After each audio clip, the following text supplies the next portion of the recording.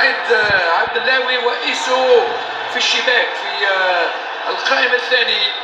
الهدف الأول للمولودية في الدقيقة 70 من وقت الرسمي للمباراة. شاهي الكرة، المتابعة الجيدة والرائعة من عبد اللاوي. شوف يمرر مباشرة، يلحق عليها بالكتف يعني تقريبا، حق عليها وإلا ف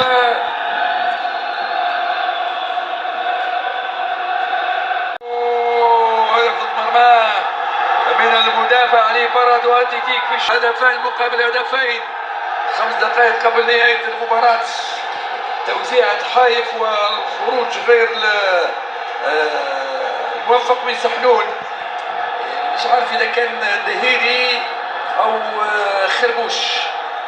شوف يخطف الكرة، يرفع راسه ثم كرة طويلة.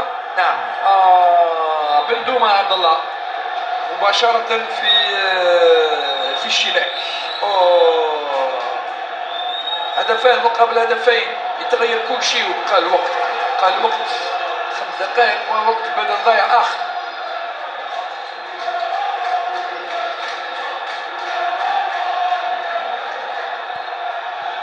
جميلة جدا بحضور الجمهور الرائع اليوم الذي كان في المستوى. وهدف أول كان ضد مرماه في الدقيقة 4 عن طريق عبد اللاوي ضد مرماه، وأضاف الهدف الثاني حسين عوادي صالح بارد واتليتيك، وعودة جوزيف إيسو في الشوط الثاني قلص الفارق، وأيضا أضاف الهدف الثاني ضد مرماه حميدي محمد. هدفان مقابل هدفين، نقطة لكل فريق. شكرا على المتابعة، نلتقي في فرصة أخرى بحول الله.